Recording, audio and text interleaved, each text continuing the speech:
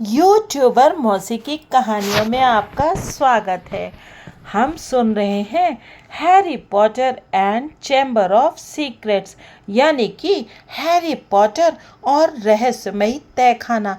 मुझे मालूम है कि आप सबने हैरी पॉटर की फिल्म तो ज़रूर देखी होगी, लेकिन फिल्म और बुक में बहुत ज़्यादा अंतर है। असल में फिल्म में बहुत सारी बातें दिखाई नहीं गई हैं क्योंकि समय की कमी रहती है, लेकिन बुक में आपको बहुत सारी अनोखी बातें पता चलेंगी। तो इसीलिए मैं आपको सुना रही हूँ ये बहुत ही मज़ेदार कहानी।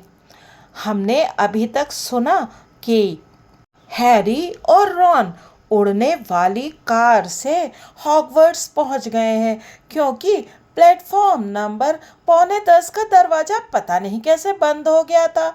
तो रॉन और हैरी ने सोचा कि कहीं ऐसा ना हो कि वो हॉगवर्ट्स पहुंच ही ना पाए। तो उन्होंने दिमाग लगाया और वो उड़ने वाली कार से हॉगवर्ट्स पहुंच गए, लेकिन वहां पर कार ने उन्हें लड़ाकू पेड़ पर ले जाकर पटक दिया और लड़ाकू पेड़ ने उन्हें मारने में कोई कसर नहीं छोड़ी थी।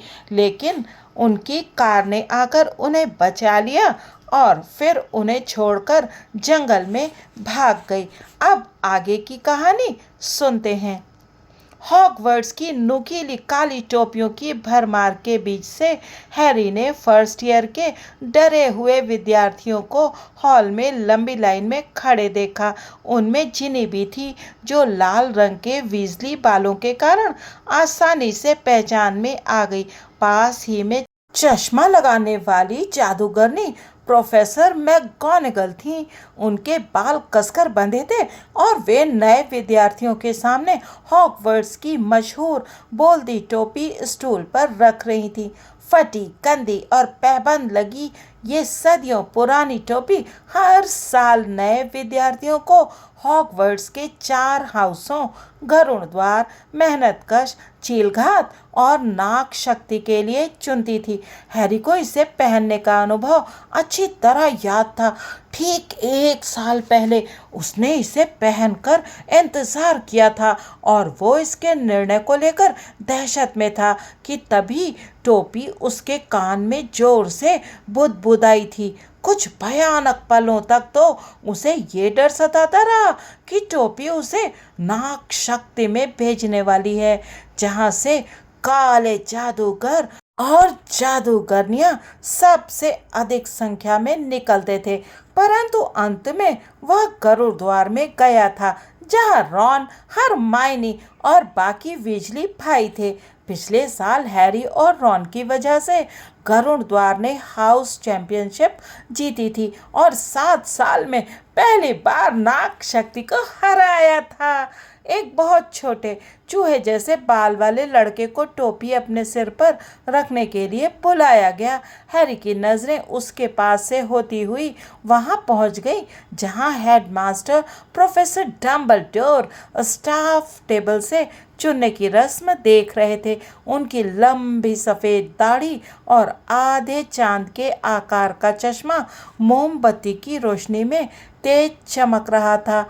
कुछ दूरी पर हैरी को गिल्डरॉय लॉकहार्ट दिखे, जो हल्के नीले रंग का दुशाला पहने थे, और आखिरी छोर पर खिचड़ी बालों वाला विशालकाय हैग्रिड था, जो अपने प्याले से लंबा घूंट ले रहा था।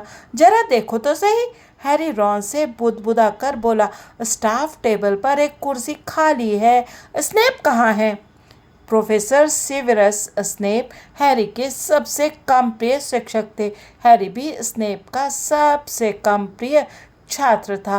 क्रूर, व्यंग्यात्मक और खुद के हाउस यानी नाग शक्ति के विद्यार्थियों को छोड़कर बाकी सब विद्यार्थियों द्वारा नापसंद किए जाने वाले स्नेप जादुई काढ़े का विषय पढ़ाते थे। शायद बीमार हों, रॉन ने आशा से कहा। शायद हॉगवर्ट्स छोड़कर चले गए हों, हैरी बोला, क्योंकि उन्हें एक बार फिर गुप्त कलाओं से रक्षा का टीचर नहीं बनाया गया, या फिर उन्हें निकाल दिया गया हो, रॉन ने जोशीली आवाज में कहा। मेरा मतलब है सब लोग उनसे नफरत करते हैं। या हो सकता है उनके पीछे से एक बहुत ठंडी आवाज़ आई, वे यह सुनना चाहते हो कि तुम दोनों स्कूल की ट्रेन में क्यों नहीं आए। हैरी पलटकर घूमा।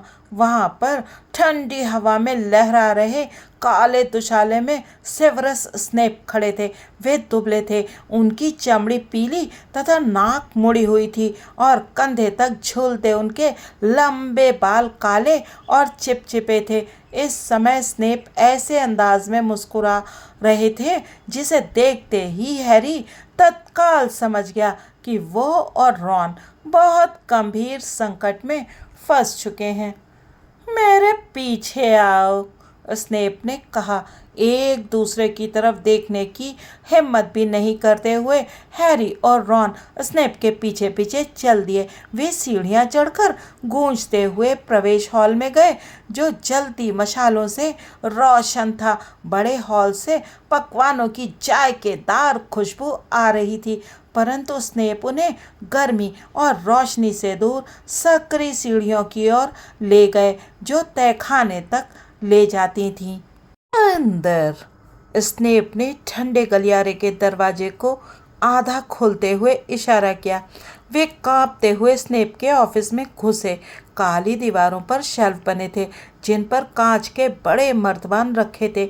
उनमें बहुत सी विभत्स चीज़ें तैर रही थीं, परंतु सच तो ये था हैरी इस समय उनका नाम भी नहीं जानना चाहता था।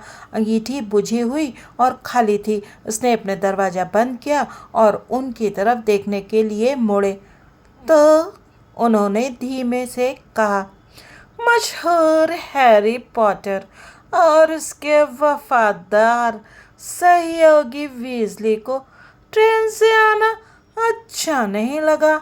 यहाँ पर धमाके के साथ आना चाहते थे, है ना बच्चा? नहीं सर, ऐसा किंग्स क्रॉस के बैरियर के कारण हुआ। वह खामोश, स्नेप ने ठंडे लहजे में कहा। तुम लोगों ने कार का क्या किया? रॉन ने थूक गटका। ये पहली बार नहीं था जब हैरी को ये एहसास हुआ हो कि स्नेप मन की बातें पढ़ सकते थे। बहरहाल एक पल बाद हैरी को इसका कारण समझ में आ गया, जब स्नेप ने आज का सांध्य जादूगर अखबार खोला। तुम्हें मगलुओं ने देखा था, उन्होंने फुफकारते हुए उन दोनों को अखबार की हेडलाइन दिखाई। उड़ने वाली फोर्ड एंग्लिया ने मगलुओं को अचंभे में डाला। उन्होंने ऊंचे स्वर में पढ़ना शुरू किया। लंदन में 2 मगलुओं को विश्वास है कि उन्होंने एक पुरानी कार को पोस्ट ऑफिस के टावर के ऊपर उड़ते देखा। दोपहर में नॉरफॉक में अपने कपड़े बाहर डालने के लिए आई मिसेस हैटी बेलिस पीबल्स के मिस्टर एंगल्स फ्लीट ने पुलिस को सूचना दी। कुल मिलाकर 6 या 7 मगलू। मुझे लगता है कि तुम्हारे पिता मगलू वस्तु दुरुपयोग विभाग में काम करते हैं। वे रॉन की ओर देखकर कुटिलता से मुस्कुराते हुए बोले, और उन्हीं का बेटा। हैरी को ऐसा लगा जैसे उसके पेड़ में लड़ाकू पेड़ की एक बड़ी शाखा घुस गई हो। अगर किसी को ये पता चल गया कि मिस्टर वीजली ने अपनी कार पर जादू किया था, उसने इस बारे में तो सोचा ही नहीं था। स्नेप ने आगे कहा, पार्क की तलाशी लेने के बाद मैंने ये पाया कि बहुत ही मूल्यवान लड़ाकू पेड़ को काफ़ी नुकसान पहुंचाया गया है। हमने पेड़ को जितना नुकसान पहुंचाया है उससे कहीं ज़्यादा नुकसान उसने हमें पहुंचाया है, रॉन के मुंह से निकला। खामोश, स्नेप ने गुर्राते हुए कहा। यह बहुत ही दुर्भाग्यपूर्ण है कि तुम लोग मेरे हाउस में नहीं हो और तुम्हें स्कूल से निकालने का निर्णय लेना मेरे हाथ में नहीं है। मैं जाकर ऐसे लोगों को बुला लाता हूँ जिनके पास ये सुखद निर्णय लेने की शक्ति है। तब तक तुम लोग यही इंतज़ार करोगे। हैरी और रॉन ने सफ़ेद चेहरे से एक दूसरे को घूरा। हैरी की भूख गायब हो चुकी थी, अब उसका जी मचलाने लगा था। उसने स्नेप की डेस्क के पीछे रखे शेल्फ पर हरे द्रव में रखी बड़ी लिसलिसी चीज़ की तरफ ना देखने की कोशिश की। अगर स्नेप प्रोफेसर मैकगोनागल को बुलाने गए थे, जो गुरुद्वार हाउस की प्रमुख थी, तो उनकी स्थिति कोई खास बेहतर नहीं कही जा सकती थी। वे स्नेप से ज़्यादा निष्पक्ष थीं, परंतु इसके बावजूद वे बेहद कठोर थीं। 10 मिनट बाद स्नेप लौटे और निश्चित रूप से उनके साथ प्रोफेसर मैकगोनागल ही थी। हैरी ने प्रोफेसर मैकगोनागल को पहले भी कई बार नाराज़ देखा था, परंतु या तो वो भूल गया था कि उनका मुंह कितना पतला दिख सकता था, या फिर उसने उन्हें पहले कभी इतना नाराज़ नहीं देखा था। उन्होंने अंदर आते ही अपनी छड़ी उठाई। हैरी और रॉन पीछे हट गए, परंतु उन्होंने छड़ी से सिर्फ खाली अंगीठी की तरफ इशारा किया, जिसमें अचानक आग की लपटें निकलने लगीं। बैठो, वे बोली, और वे दोनों आग के पास रखी कुर्सियों पर बैठ गए। बताओ, उन्होंने कहा। उनका चश्मा खतरनाक तरीके से चमक रहा था। रॉन ने कहानी बताना शुरू की, जो यहाँ से शुरू होती थी कि स्टेशन के बैरियर ने उन्हें अंदर नहीं घुसने दिया। तो प्रोफेसर, हमारे पास कोई और विकल्प नहीं था, हम ट्रेन में नहीं बैठ सकते थे। तुम लोगों ने हमें उल्लू के माध्यम से चिट्ठी क्यों नहीं भेजी? मुझे यकीन है कि तुम्हारे पास उल्लू है, प्रोफेसर मैकगोनागल ने हैरी से ठंडे लहजे में कहा। हैरी मुंह फाड़े उनकी तरफ देखता रह गया। अब जब उन्होंने ये बात कह दी थी, तो ये बिल्कुल साफ लग रहा था कि उन्हें यही करना चाहिए था। ये मेरे दिमाग में नहीं आया। जाहिर है, प्रोफेसर मैकगोनागल बोली। ऑफिस के दरवाजे पर किसी ने दस्तक दी और पहले से ज़्यादा खुश नज़र आ रहे स्नेप ने उसे खोला। वहाँ हेडमास्टर प्रोफेसर डम्बलडोर खड़े थे। हैरी का पूरा शरीर सुन्न पड़ गया। डम्बलडोर असामान्य रूप से गंभीर दिख रहे थे। उन्होंने अपनी बहुत मुड़ी नाक के नीचे से उन्हें देखा। हैरी के मन में अचानक ये इच्छा जागी कि काश इस समय भी लड़ाकू पेड़ रॉन और उस पर प्रहार कर रहा होता तो कितना अच्छा होता। एक लंबी खामोशी छाई रही। फिर डम्बलडोर बोले, स्पष्ट कीजिए कि आपने ऐसा क्यों किया। अगर वे चिल्लाते तो हैरी को इतना बुरा नहीं लगता, परंतु उनकी आवाज़ में निराशा का भाव सुनकर उसे बहुत बुरा लगा। किसी कारण से वो डम्बलडोर से नज़रें नहीं मिला पा रहा था और इसके बजाय वो उनके घुटनों की तरफ देखकर बोल रहा था। उसने डम्बलडोर को हर चीज़ बताई, सिवाय इसके कि मिस्टर वीजली उस जादुई कार के मालिक थे। उसने ऐसा जताया जैसे उसे और रॉन को स्टेशन के बाहर एक उड़ने वाली कार मिल गई थी। वह जानता था कि डम्बलडोर तत्काल असलियत समझ जाएंगे, परंतु डम्बलडोर ने कार के बारे में कोई सवाल नहीं पूछा। जब हैरी ने अपनी बात पूरी कर ली तो वे सिर्फ अपने चश्मे से उन्हें घूरते रहे।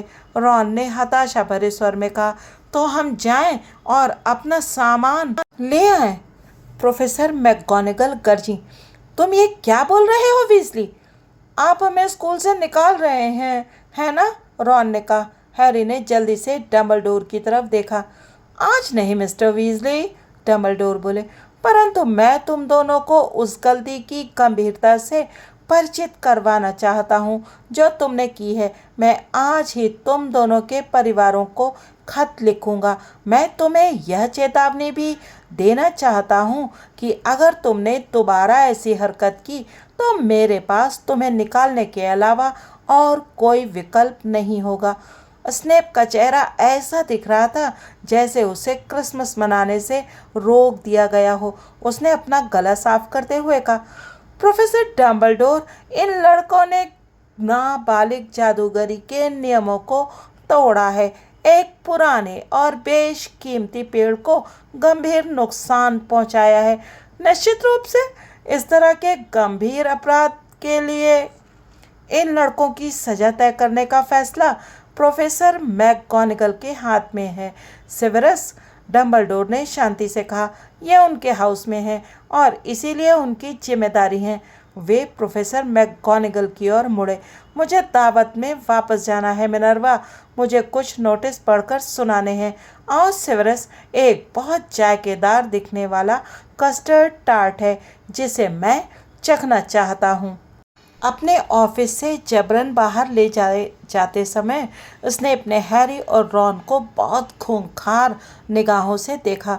अब वे दोनों प्रोफेसर मैकगोनागल के साथ अकेले थे, जो अब भी किसी गुस्सैल बाज की तरह उन्हें देख रही थी। वीजली, बेहतर होगा कि तुम अस्पताल जाओ। तुम्हारे घाव से खून निकल रहा है। ज़्यादा चोट नहीं लगी है?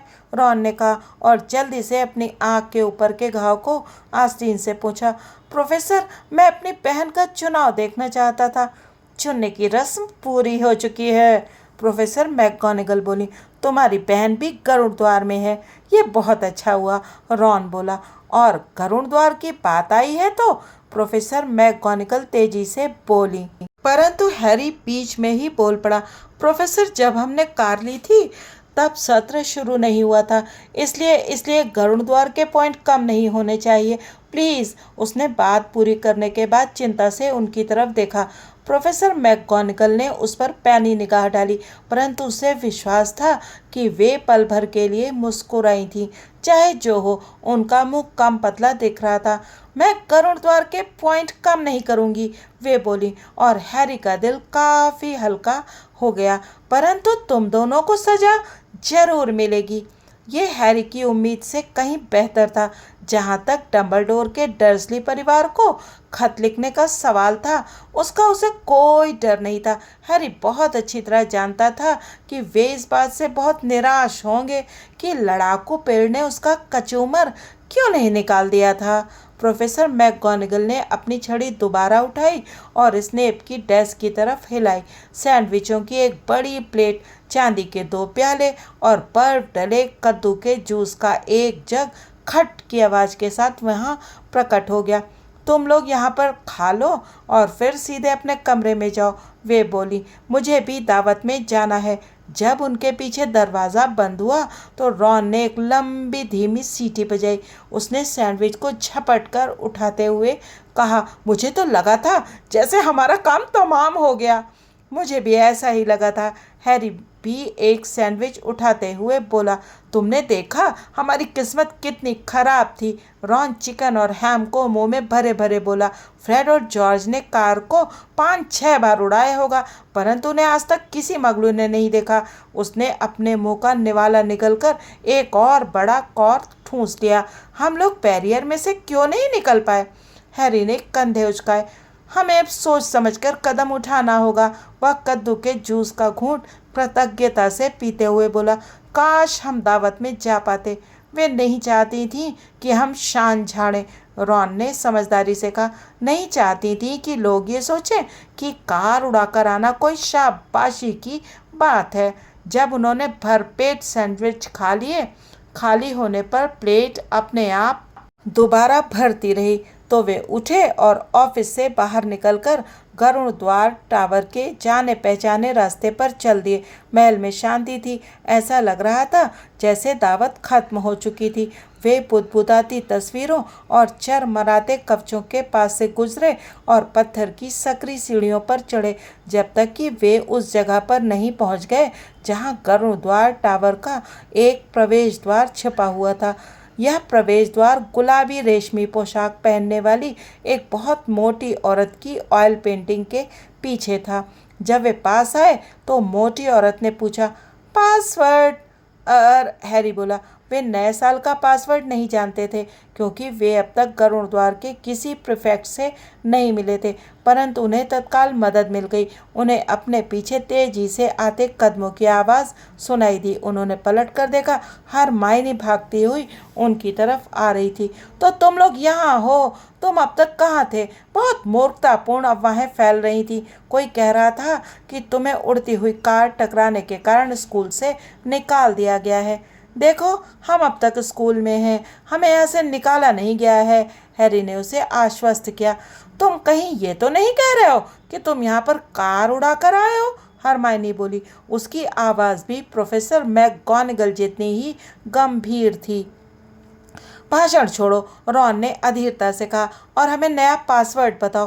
पासवर्ड तो बैटल वर्ड है, हरमाइनी ने अधीरता से कहा, परंतु मुद्दे की बात यह नहीं है। बहरहाल उसके शब्द अधूरे ही रह गए क्योंकि मोटी औरत की तस्वीर हट गई और वहां पर अचानक तालियों की गड़गड़ाहट सुनाई दी।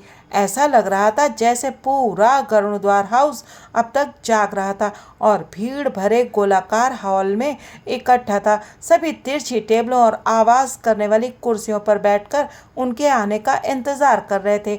हैरी और रॉन को भीतर खींचने के लिए तस्वीर के छेद से हाथ बाहर निकले तथा हरमाइनी को उनके पीछे अपने आप चलकर आने के लिए छोड़ दिया गया। बहुत बढ़िया, ली जॉर्डन चीखा। अद्भुत, क्या शानदार आगमन। कार उड़ाकर सीधे लड़ाकू पेड़ से टकरा दी। लोग इस बारे में बरसों तक बातें करते रहेंगे।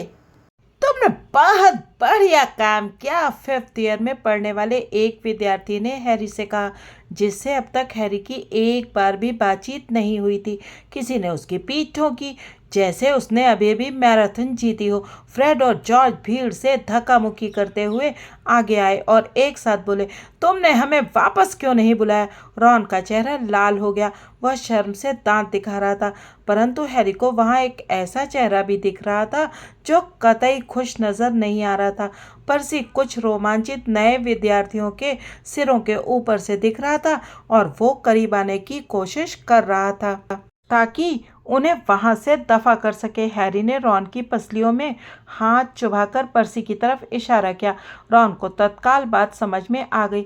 ऊपर जाना होगा, थोड़े थक गए हैं, वो बोला, और वे दोनों कमरे के दूसरी ओर के दरवाजे की तरफ रास्ता बनाने लगे जो घुमावदार सीढ़ियों और कमरे तक जाता था। गुड नाइट, हैरी हरमाइनी की तरफ देखकर बोला, जिसके चेहरे पर भी वैसी ही त्योरियां चढ़ी हुई थी जैसी पर्सी के चेहरे पर थी। वे किसी तरह हॉल के दूसरी तरफ पहुंचने में कामयाब हो गए। हालांकि अब भी विद्यार्थी उनकी पीठ थपथपा रहे थे। वे तेजी से सीढ़ियां चढ़े, सीधे ऊपर पहुंचे और आखिरकार अपने पुराने कमरे के दरवाजे तक पहुंच गए जहां अब 2nd ईयर का बोर्ड टंगा था। वे अपने जाने पहचाने गोल आकार के कमरे में दाखिल हुए जिसमें 5 मसहरीदार पलंग लगे थे जिन पर लाल मखमली पर्दे लगे थे। कमरे में ऊंची और सकरी खिड़कियां थीं। उनके संदूक वहां पहले ही पहुंच चुके थे और उनके बिस्तर के पास रखे थे। रॉन अपराधी भाव से हैरी की तरफ दांत दिखाने लगा। मैं जानता हूँ कि मुझे इसमें इतना मजा नहीं आना चाहिए, पर कमरे का दरवाज़ा खुला और 2nd ईयर के बाकी बच्चे अंदर आए। सीमस फिनिगन, डीन थॉमस और नेविल लॉन्गबॉटम। अविश्वसनीय, सीमस ने दमकते हुए कहा। आश्चर्यजनक, डीन बोला। अद्भुत, नेविल ने श्रद्धा भाव से कहा। हैरी अब मजबूर हो गया। वो भी दांत दिखाने लगा। हैरी और रॉन इतनी मुसीबतों के बाद और लड़ाकू पेड़ से बचने के बाद स्कूल पहुंचे और सब कुछ ठीक ठाक निपट गया। उन्हें स्कूल से निकाला नहीं गया। हालांकि वो जानते थे कि प्रोफेसर स्नेप तो यही चाहते थे कि उन्हें स्कूल से बाहर निकाल दिया जाए, लेकिन वे बच गए थे। पर ये तो सोचने की बात थी कि दरवाज़ा बंद किसने किया था। हाँ, उन्हें अब पढ़ना था गिल्डरॉय लॉकहार्ट से, जो सभी की सभी लड़कियों के चहेते थे। आगे क्या होगा ये जानने के लिए बने रहिएगा यूट्यूबर मौसी की कहानियों के साथ। अरे हाँ, आपसे एक शिकायत है। आप लोग कहानी तो सुनते हैं लेकिन चैनल को सब्सक्राइब नहीं करते और वीडियो को लाइक तो बिल्कुल ही नहीं करते। अगर आपको हैरी पॉटर की कहानी सुनते रहना है तो आपको चैनल को सब्सक्राइब करना ही होगा और वीडियो को लाइक भी करना होगा, क्योंकि जादू की दुनिया में तो हैरी के फैंस की कोई कमी ही नहीं है। फिर मिलेंगे हैरी पॉटर और चैम्बर ऑफ सीक्रेट्स के अगले भाग में। तब तक आप सुनते रहिए मज़ेदार कहानी हैरी पॉटर की।